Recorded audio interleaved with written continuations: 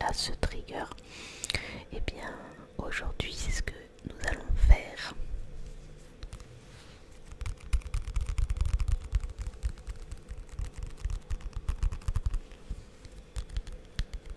C'est vrai que la couverture fait vraiment un son très très très relaxant.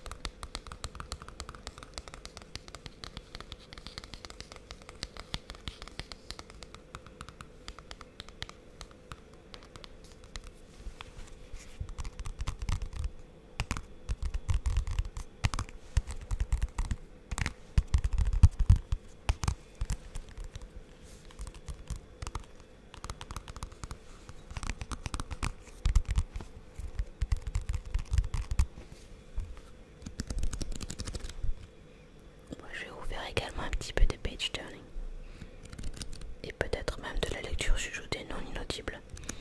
On va voir ce que ça va donner.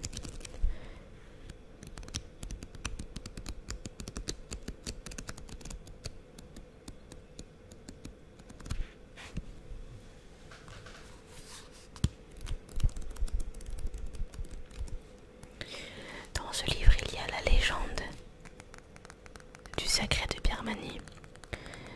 C'est une légende qui raconte un petit peu comment la race est née. Et je pense que je vais vous la lire de façon audible parce qu'elle est vraiment très très intéressante et c'est une très belle histoire. Et je vais vous lire en inaudible la tartine du livre.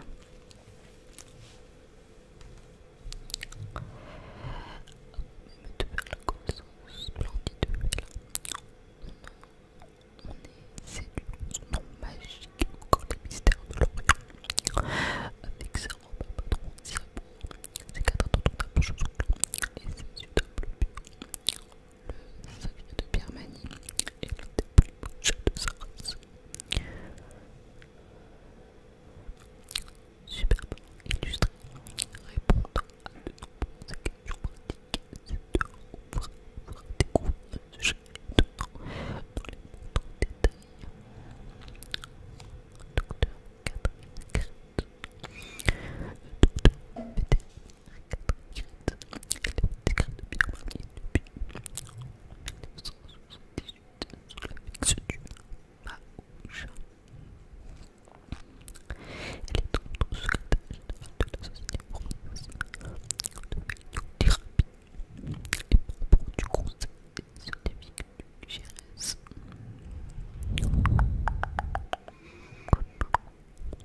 Mon inaudible n'est pas top, mais j'espère que ça ira.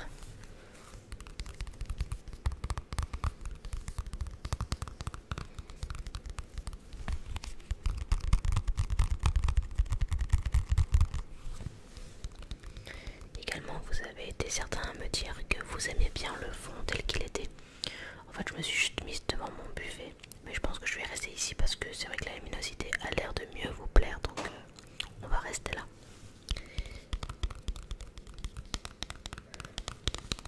Il va falloir que je décore d'ailleurs pour Noël.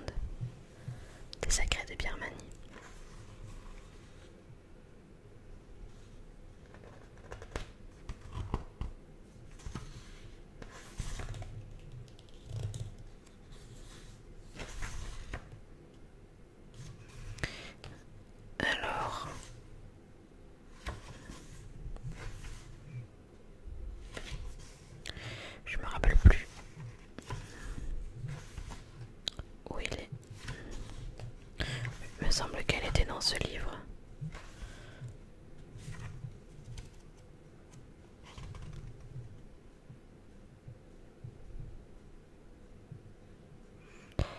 Alors...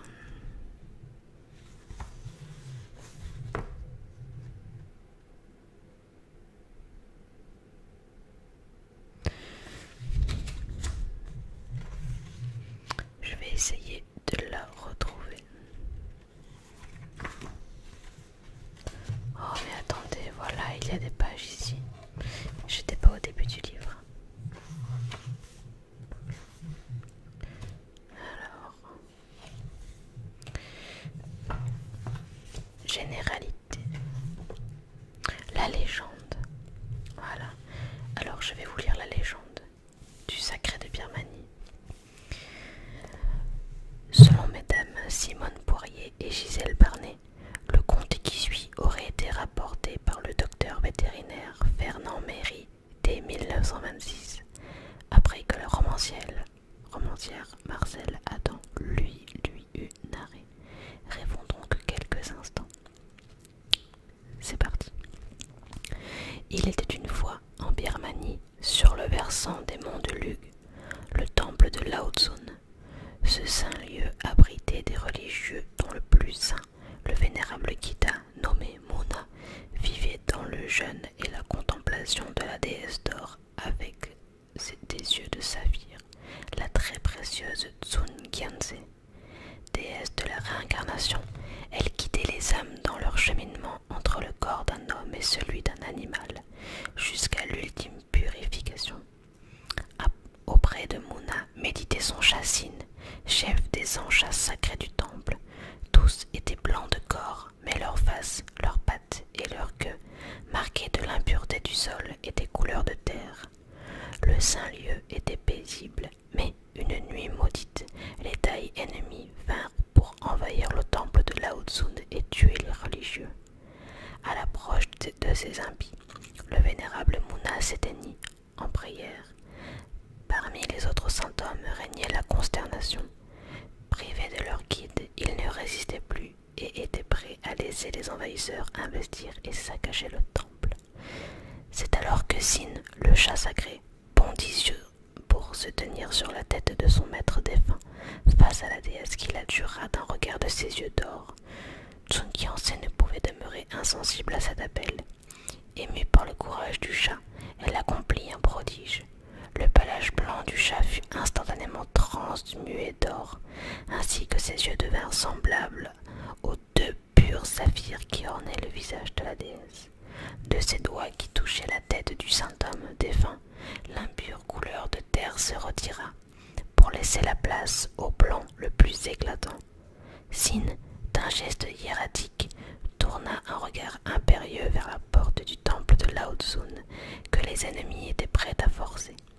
Les Kita, prostrés, dont le courage et l'ardeur avaient été ranimés par le prodige, prirent alors les armes pour repousser les envahisseurs. Le combat fut âpre et court. Le temple fut sauvé de la profanation. 7 jours durant, Sin veilla son maître mort, refusant de le quitter ou de s'éloigner de la déesse ne fût-ce qu'un instant pour s'alimenter.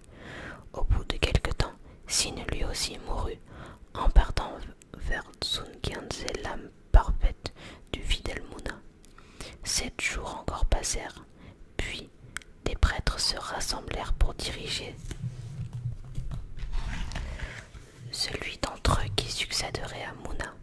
C'est alors que tous les chats sacrés du temple s'avancèrent, venant de tous côtés du saint lieu. Tous avaient subi la même métamorphose que Sin. D'un pas lent, ils se dirigèrent vers Ligua, l'un des Kita, et l'entourèrent avec respect, manifestant ainsi la volonté de la déesse.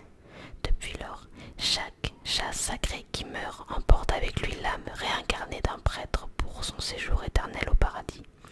Et malheur à celui qui nuit à un chat sacré, il subira les tourments voulus par l'âme en peine qui l'a offensé.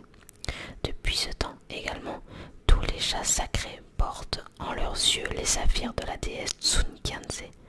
Leur pelage est d'or, leurs faces, leur queue et leurs membres sont sombres à l'exception des doigts d'un blanc immaculé. Cette légende nous fait rêver, nous nous emmène dans les pays où les temples... Non, pardon, nous emmenant dans des pays et des temps où hommes, animaux et dieux communiquaient. Elle nous explique aussi toutes les particularités du sacré de Birmanie d'une manière certes différente de celle que nous proposent les éleveurs ou les scientifiques, mais avec tant de poésie. Donc voilà, l'histoire, la légende du sacré de Birmanie. Donc les standards, en gros, les standards de cette race. Je vais essayer de vous trouver un chat qu'on verrait en entier. Voilà.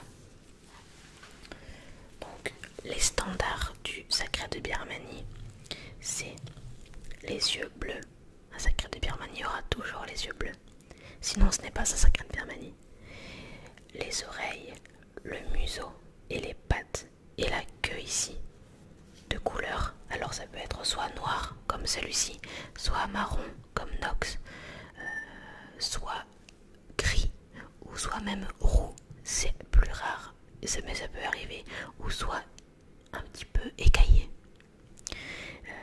Donc la couleur sur les oreilles, le visage qu'on appelle le masque, les pattes et la queue, et évidemment les 4 petits gants blancs sur les pattes. Donc ce ne sont pas des chaussettes, ce sont vraiment des blancs. C'est uniquement les doigts qui sont blancs et non pas tout le bas de la patte. Voilà. Donc ça, ce sont les standards du sacré de Birmanie. Il y a beaucoup de chats qui ressemblent au sacré mais qui n'en sont pas parce qu'ils n'ont pas les yeux bleus ou parce qu'ils n'ont pas des gants à chaque patte. Voilà, mais le standard en fait c'est ça pour cette race là. Et je sais pas ce que vous en pensez, mais je trouve que c'est une race de chats magnifique. Et surtout ce sont des chats qui sont extrêmement gentils.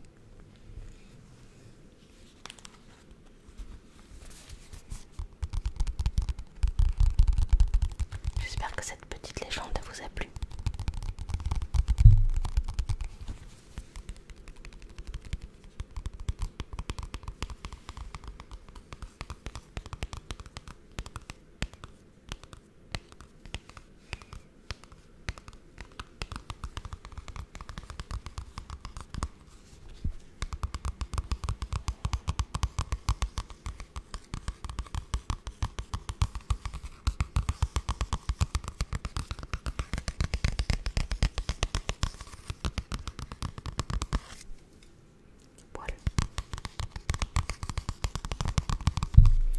Alors par contre, l'inconvénient, c'est que ce sont des chats à poils longs qui perdent énormément leurs poils. Du coup, l'aspirateur, c'est tous les jours. Parce que sinon vous vivez dans le poil. Donc j'aspire mon canapé minimum 3 fois par semaine. Je passe l'aspirateur tous les jours. Voilà, c'est beaucoup d'entretien. Et également, il faut les brosser très souvent. Nous on brosse les chats environ 2 fois par semaine. Parce que sinon ils avalent beaucoup trop de poils et ça peut avoir des conséquences sur leur santé.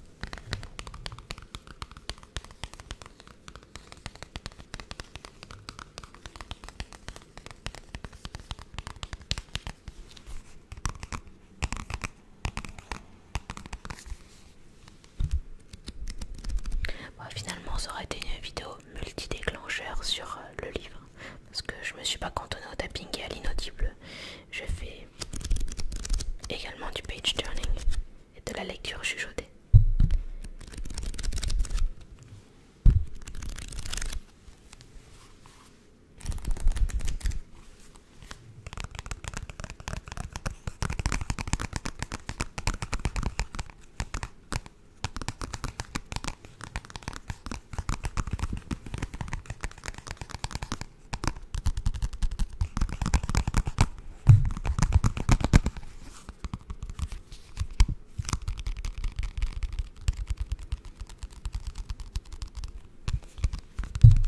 En tout cas, ce livre est super intéressant et si jamais il vous intéresse, je l'ai acheté en animalerie. Enfin, pas en animalerie là où on vend des animaux, hein. En animalerie où on vend des objets pour animaux, dans un magasin qui s'appelle J'ai plus de croquettes. Et c'était en région bordelaise que je l'avais acheté. Mais sinon, je pense qu'il est facilement trouvable sur Amazon. C'est Le Sacré de Birmanie du docteur Catherine Kretz et c'est aux éditions Artemis.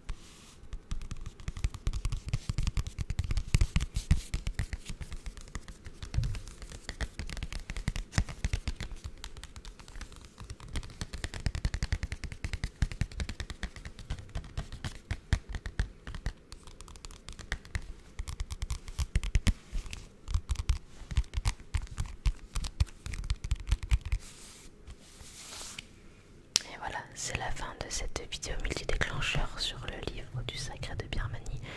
J'espère de tout cœur qu'elle vous a plu. N'hésitez pas à vous abonner ou à commenter si vous le souhaitez. Ça me fait très plaisir. Je lis vraiment tous les commentaires et j'essaye d'y répondre un maximum.